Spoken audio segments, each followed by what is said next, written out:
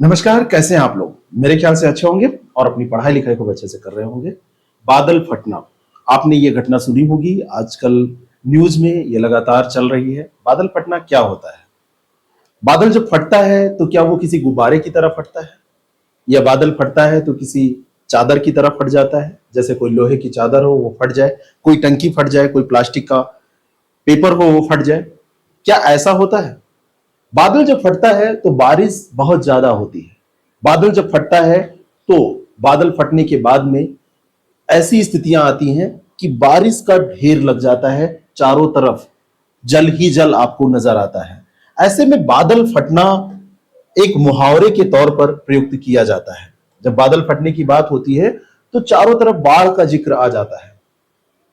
जैसे कोई पानी का भरा गुब्बारा हो और उसको फोड़ दिया जाए, बड़ा गुब्बारा हो और उससे पानी बह जाए, लेकिन वास्तव में ऐसा बादल फटने में कुछ नहीं होता। जिस इलाके में बादल फटने की घटना होती है वहां पर बारिश बहुत ज्यादा होती है। तो इसको क्यों बादल का फटना कहा जाता है?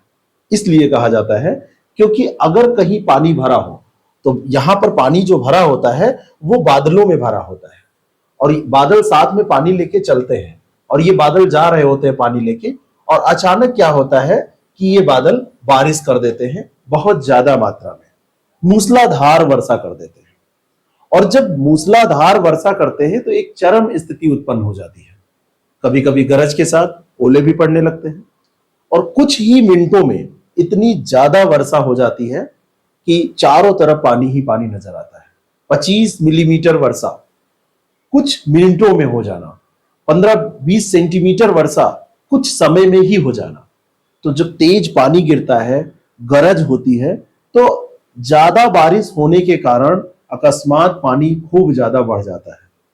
अब बात आती है कि ये बादल क्यों फटता है, बादल कैसे फटता है? तो बादल फटने के लिए आपको कुछ ना कुछ टकराव की जरूरत होती है। बादल भारी मात्रा में नमी लेके साथ चल रहे होते हैं, खूब ज्यादा मात्रा में।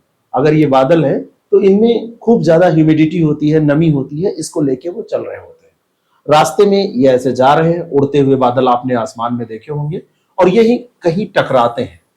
अब टकराने के लिए रास्ते में कुछ बाधा चाहिए, और जब बाधा आती है तो ये फट जाते हैं। कहने का मतलब संघनन बहुत तेजी से हो जाता है। तो मुहावरे के तौर पर तो इसको हम कह देते हैं बादल फटना, लेकिन वास्तव में एक ये ज्योग्राफिकल फिनोमिना है जिसमें संघनन बहुत तेजी से होता है, और जहां पर ये टकराहट होती है वहीं पर ये वर्षा करने लगते हैं। अमूमन ऐसा पाया गया है कि लगभग कितने किलोमीटर की ऊंचाई पे ये फटते हैं? तो 15 किलोमीटर की ऊंचाई पर ये बादल होते हैं जहां पर ये टकराते हैं और फटते हैं। जब पहाड़ों पर ऐसी स्थितियां पाई जाती हैं तो पहाड़ों पर बादल फटने की घटनाएं भी ज्यादा होंगी, तबाही भी पहाड़ों पर ज्यादा मचेगी, नुकसान भी पहाड़ों पर ही ज्यादा होगा, क्योंकि ये बादल जा रहे हैं और इतनी ऊंचाई पर टकराहट के लिए पहाड़ जैसी ही स्थितियां चाहिए। तो बादल फटने के लिए टकराव जरूरी है, और टकराव के लिए पहाड़ जरूरी है। बादल भारी मात्रा में नमी को लेके जा रहे थे, टकराए और फट गए, और वहीं पर पानी उड़ेल दिया इन्होंने, इसीलिए इसको कुछ फटने जैसी घटना कह देते हैं। और जब भारी मात्रा में पानी वहां पर गिरता है तो उससे बहुत ज्यादा तबाही आ जाती है। घर मकान गिर जाते हैं, पेड़ पौधे गिर जाते हैं, पहाड़ी इलाके होते हैं तो कई बार लैंड स्लाइडिंग की घटनाएं खूब तेजी से होती हैं। बहुत तेजी से जो ये वर्षा होती है, इसमें 100 मिलीमीटर प्रति घंटा की दर से क्योंकि वर्षा हो रही है, इससे ज्यादा तेजी से वर्षा हो रही है, तो ऐसी स्थिति में वहां पर लैंडस्लाइडिंग की घटनाएं बहुत तेजी से हो रही है। जैसे जैसे पेड़ पौधे कटते चले जा रहे हैं, सारी प्राकृतिक वनस्पति नष्ट होती चली जा रही है, वैसे ही क्या हो रहा है, ऐसी घटनाएं तीव्र हो रही हैं। आपने देखा होगा पहाड़ों पर पहले लोग घूमने जाते थे, उनकी संख्या बहुत कम हुआ करती थी, लेकिन अब पहाड़ों पे घूमना बिल्कुल आम बात हो गई है। जब लोग पहाड़ों पर घूमने जाएंगे तो वहां पर होटल्स भी बनेंगे, वहां पर मकान भी लोगों ने बनाए हैं, वहां पे सड़कों का विकास भी हुआ है, और ऐसी स्थिति में पेड़ काटे गए। ऐसी स्थिति में वहां पे दबाव बढ़ा क्योंकि शहरीकरण बढ़ रहा है। जब लोग वहां पे पहुंचेंगे तो ऊर्जा की खपत बढ़ेगी, तापमान भी बढ़ेगा। ग्रामीण क्षेत्रों में जहां पे लोग खेती करते थे, जहां पे जंगल लगे हुए थे, उनको काट दिया गया, और वहां पर धीरे धीरे क्या किया गया, लोगों को बसाने की कोशिश की गई। ये कोई पहाड़ी एरिया है, यहां पर जबरदस्ती घर बना दिए गए, लोगों को बसा दिया गया, होटल्स बना दिए गए और आर्थिक आमदनी करने के लिए, आर्थिक लाभ कमाने के लिए, आमदनी करने के लिए यहां पर लोगों को बसाया गया। जनसंख्या भी बढ़ रही है तो लोग यहां पर बसने लगे।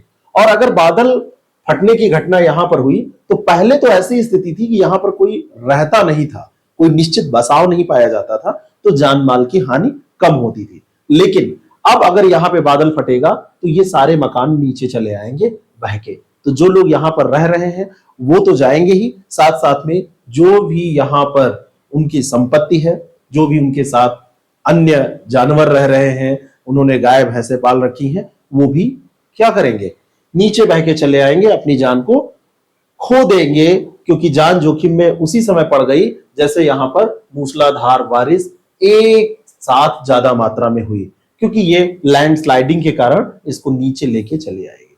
तो कभी भी अगर बादल फटने की घटना आप सुने तो आपका दिमाग तुरंत चला जाता है कि पहाड़ों पे फटा होगा, लेकिन कभी कभी ये घटना मैदानी इलाकों में भी होती है।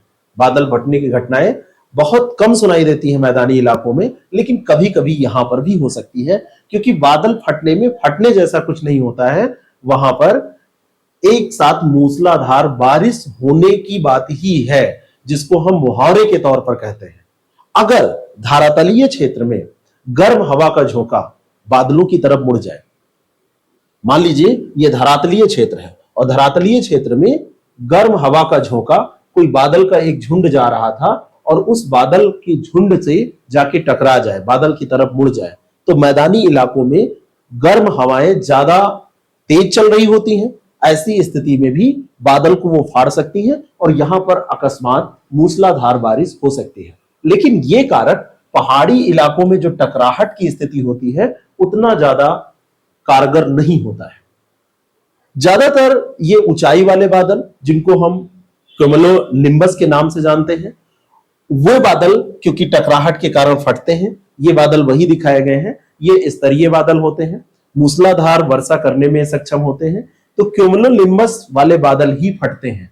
ऊंचाई पे कई किलोमीटर का सफर ये तय करके जा रहे होते हैं, अचानक इनके आगे, ये आए तो है बंगाल की खाड़ी से और ये आए हैं अरब के सागर से, यहां से उड़ के ये दोनों शाखाओं से यहां पर पहुंच रहे हैं, लेकिन बहुस्तरीय है तो टकराहट की स्थिति, जैसे कोई टावर है कई स्टेप में लगा दिया गया है, तो टकराहट की स्थितियां भी बनती हैं, गरज भी होती है क्योंकि घर्षण होता है। तो आमतौर पर जो गरज वाले बादल हैं वो कौन से बादल होते हैं, वो यही बादल होते हैं जिनको क्यूमुलोनिम्बस के नाम से जाना जाता है।